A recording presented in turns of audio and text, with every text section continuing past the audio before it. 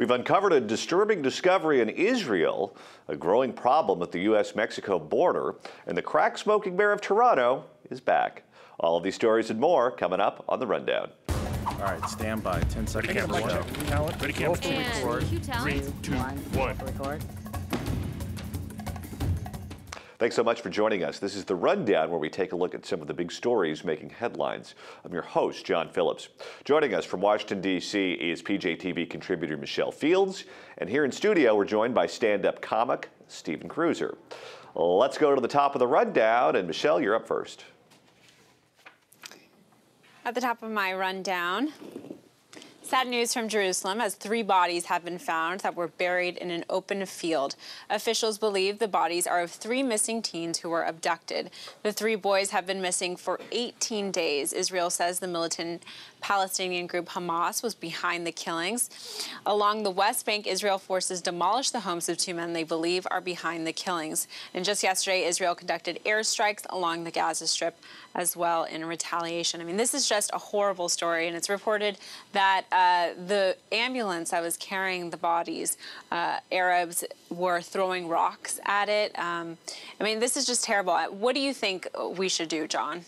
Well, the first thing we should do is just never forget the fact that when the Palestinians had an election, they opted for Hamas, which is a terrorist organization. And people say, oh, well, you know, everyone in the world is too hard on the Palestinians, and they treat them like they're, you know, some sort of bad people. Well, they had an election and they voted for terrorists. So to me, they're terrorists.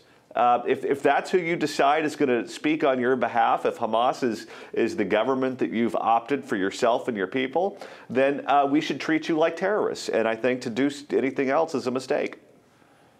I don't know what we're going to do as far as an American response, because as soon as this news hit, within an hour, the president was giving a press conference talking about his plans for immigration overreach through executive action. It's again with the priorities with this administration. It's not like he's not getting information in real time. It's not like he can't respond in real time. It's reminiscent of the Fort Hood thing where he's up there giving shout outs at a banquet for 10 minutes before he gets around to, oh yeah, there was a massacre. Just tone deaf. I don't expect anything to happen here. I mean, you know, you've got John Kerry talking about global warming more than he's talking about international issues right now. So sadly, I think until 2016, Israel is largely on its own. All right, Kruiser, what do you have for us? At the top of my rundown, could the Obama administration be getting serious about the border crisis?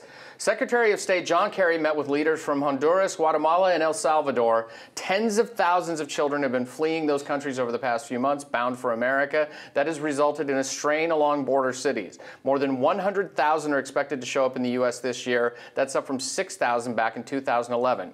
Kerry said more needs to be done to fix Central and South American economies. Many children are fleeing rising rates of violence, murder, and poverty. Republicans say lax border security and Obama's moves towards easing immigration are encouraging more and more young children to come to America. Okay, we've been over this a lot, John, about, you know, with the Obama administration did set this up. It is a problem. They're saying 2 things now that they don't usually do, which I'm encouraged by. We'll see what happens. Kerry's talking about actually deporting them. Just the ones from Central America, not the Mexicans can still stay, according to him. But he's actually going to talk to the governments down there about fixing this problem too. Now, is this just all a smokescreen because they've established it, or do you think there might be some sincerity in there? I do not trust these people.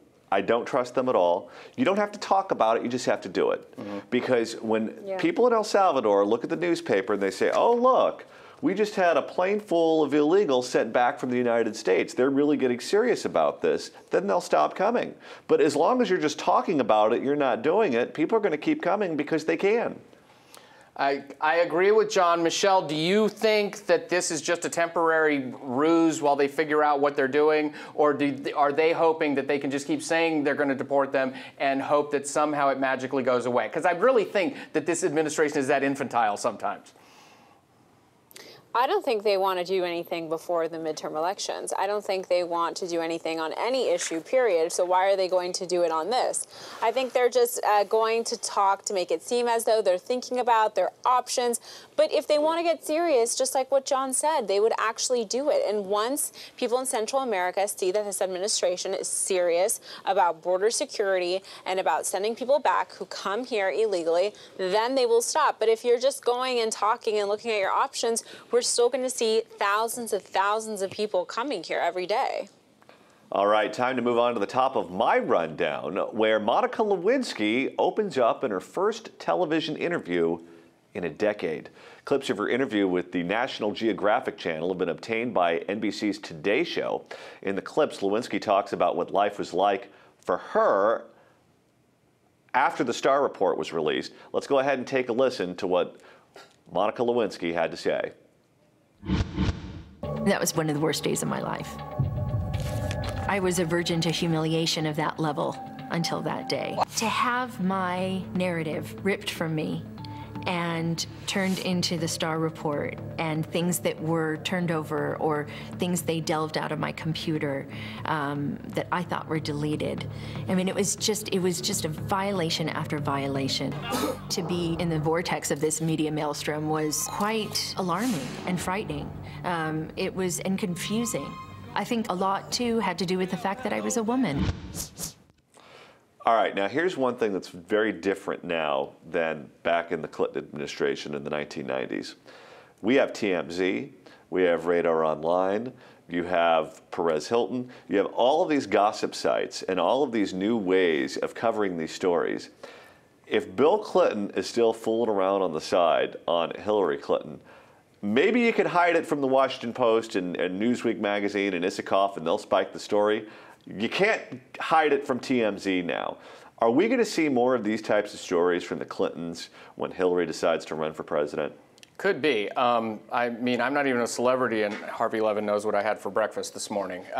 But I think that I think that they are still kind of like stuck back in that, the Clintons, and they think they can get away with that kind of stuff. So to answer your question, yes, very much so. But I think the real tragedy here is, Lord knows, all of us have done stupid things in our 20s. This girl's stupid thing got played out internationally and ruined her life. And the two people who facilitated her life being ruined, Bill and Hillary Clinton, skated scot-free, have lived wonderful lives since then while this girl's life was ruined. That's why I hate the Clintons.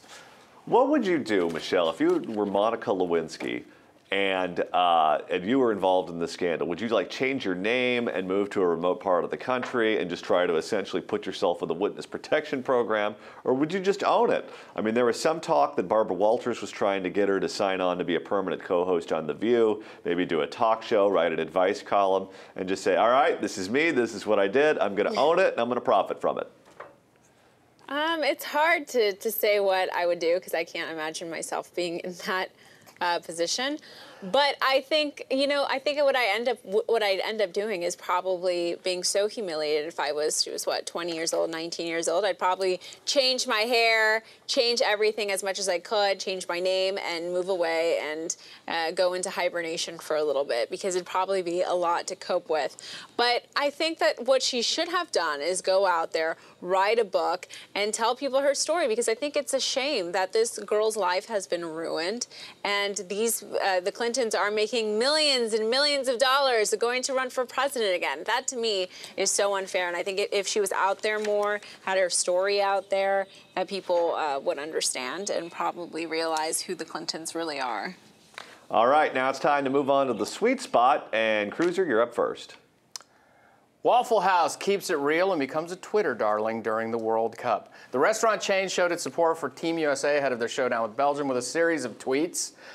One of them even contained a typo saying, "We don't believe in Belgium waffles." It should have read Belgian waffles. The second tweet was about the chain's opinion on Belgian waffles. The tweet says, "Waffle House dominates them." The final tweet shows support for Team USA with the letters USA made out of a waffle. Waffle House has gained thousands of Twitter followers since their first Belgium waffle tweet went up on Monday morning. And if you didn't get to watch it, It was a close match, but the U.S. lost to Belgium. But this is so many corporations, when they're doing social media, they're really stiff and act corporate. Like this one was like typos all over the place. The grammar was a nightmare. Yeah. But it probably syrup on the keyboard. It seemed like Waffle House. It was the most. It was perfect, and that's why they picked up. They were being real, and that's why they picked up. You know what they should have done? Started a Twitter war with the International House of Pancakes. That would have ruled. Us against the world.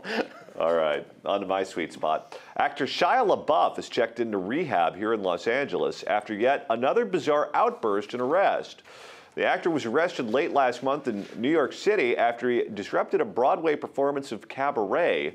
He was arrested and charged with harassment, disorderly conduct, and criminal trespassing.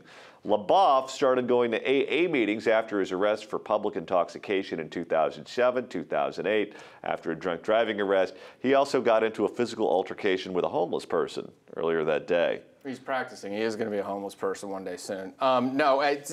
Celebrity rehab is just the new publicist's way of do this while I'm figuring out what to say now.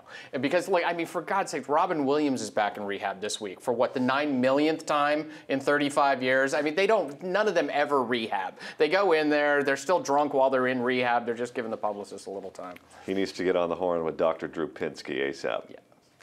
All right, Michelle, you're up next.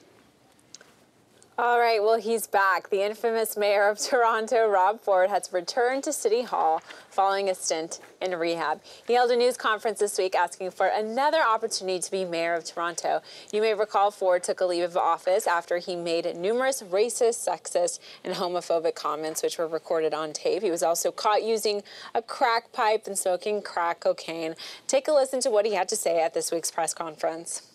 And some of the things I did when I was using, I am ashamed,